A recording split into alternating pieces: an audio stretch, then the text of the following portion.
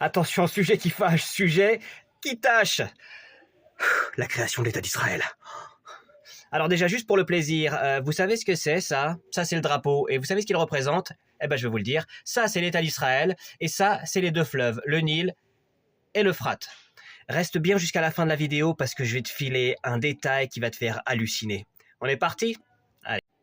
Alors, on connaît tous de près ou de loin les grandes dates de la création de l'État d'Israël, mais nous, ce qu'on va faire dans cette vidéo, c'est qu'on va les observer de manière chronologique et on va réfléchir un petit peu, d'accord? Alors, ça pourrait commencer entre 14-18, la Première Guerre mondiale. En réalité, ça commence un petit peu avant. Ça commence à la fin du 19e siècle.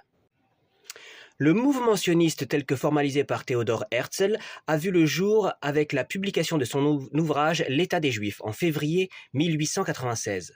Cependant, le sionisme moderne est souvent considéré comme officiellement lancé lors du premier congrès sioniste qui s'est tenu à Bâle en Suisse du 29 au 31 août 1897. C'est à cette occasion que l'organisation sioniste mondiale a été fondée et que Herzl a posé les bases d'un mouvement politique visant à établir un foyer national juif en Palestine. Voilà, c'est là que commence cette idée d'Israël, de l'État d'Israël et de sa création. C'est la création d'un foyer d'accueil juif en Palestine. On continue.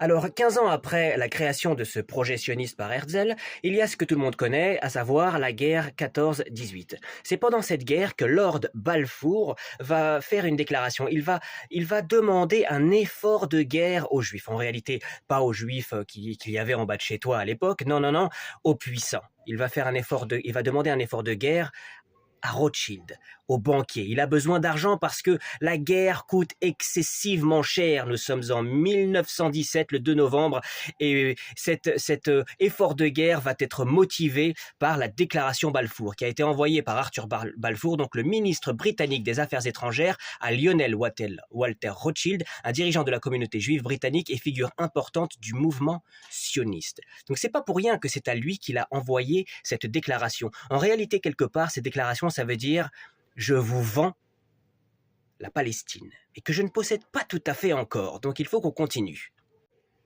Donc, reprenons notre chronologie. Première Guerre mondiale, 14-18, déclaration Balfour, le 2 novembre 1917, bataille de Jérusalem, novembre-décembre 1917. Vous avez vu comme ça coïncide, hein?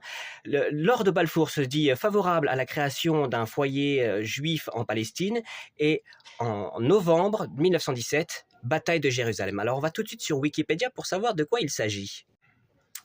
La bataille de Jérusalem est une bataille de la Première Guerre mondiale. Elle fait partie de la campagne du Sinaï et de la Palestine et oppose les forces de l'Empire britannique à celles de l'Empire ottoman soutenues par l'Allemagne. Elle consiste en une série d'opérations livrées en novembre et décembre 1917 dans le sud de la Palestine, alors partie de l'Empire ottoman, et s'achève par la victoire des Britanniques et de leurs alliés australiens et néo-zélandais qui s'emparent de Jérusalem. On continue. Il ne faudra donc que 5 ans avant que l'Empire ottoman ne s'écroule. Chute de l'Empire ottoman, 29 octobre 1923, traité de Lausanne qui scelle la dissolution de l'Empire. Je vous rappelle qu'à cette époque-là, avant ça, la Palestine était une province de l'Empire ottoman. Avant de passer à cette section-là, je vais vous poser une question. Est-ce que vous saviez que Israël a failli finir en Afrique de l'Est? Bougez pas. Nous sommes le 23 août 1903, en Suisse. Un congrès est tenu par Theodor Herzl et il y dit dans ce congrès qu'il a peur que son projet d'établissement d'un foyer juif dans la région du Sinaï n'aboutisse pas, et il affirme également que la Grande-Bretagne lui a offert un large territoire en Afrique de l'Est pour en faire une colonie israélienne, juive. Et a priori, ils ont refusé. Ils ont refusé et peut-être que ça aurait pu sauver un certain nombre de vies. Parce que, on le sait, quelques années plus tard, 1939-1945, Seconde Guerre mondiale.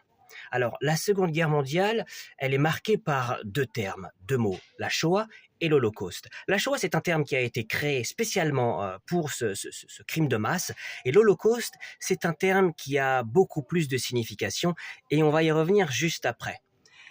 Finalement, 3 ans à peine après la guerre, 1948, l'État d'Israël a été officiellement créé le 14 mai 1948, date à laquelle David Ben-Gourion a proclamé l'indépendance d'Israël à Tel Aviv, juste avant l'expiration du mandat britannique sur la Palestine. Donc vous voyez comme tout a l'air de s'imbriquer, tout s'enchaîne d'une manière presque naturelle. C'est un mot qui là ne colle pas du tout, et pourtant c'est l'impression qu'on a. Alors moi maintenant je vais vous poser une question, et je pense que je finirai là-dessus. Est-ce que vous savez ce que c'est qu'un holocauste? Pourquoi est-ce qu'on appelle le massacre des Juifs un holocauste? Eh bien on va voir ça tout de suite ensemble. Et oui, parce que figurez-vous que je me suis posé la question un jour dans ma vie, mais qu'est-ce que ça veut dire Shoah? J'ai vu que ça n'avait pas vraiment de signification particulière. Je me suis dit, bah alors qu'est-ce que ça veut dire Holocauste? Et là, je me suis rendu compte qu'il y a quelque chose qui collait pas. La définition de ce mot ne va pas du tout avec l'acte qu'il est supposé exprimer, définir. Alors pour ceux qui ne le savaient pas, un holocauste, c'est un sacrifice religieux où la victime était entièrement consumée par le feu chez les Hébreux. Attendez, je comprends pas là. Déjà, la victime était entièrement consumée par le feu. Rappelez-moi comment ils se sont débarrassés des corps, les Allemands, on a dit? Les fours crématoires, c'est ça? Tiens donc. Et c'est chez qui? Chez les Hébreux. Mais attendez, je comprends pas, parce que si la victime est juive, pourquoi c'est un holocauste? L'holocauste, c'est quand c'est un Hébreu qui sacrifie, pas quand c'est un Hébreu qui est sacrifié.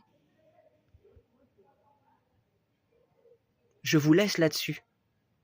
Moi, je n'apporte aucune réponse là-dessus. C'est trop risqué. Je vais vous laisser réfléchir.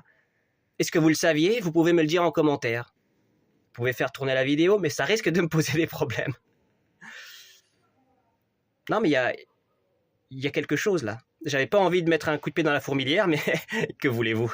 Allez, à la prochaine.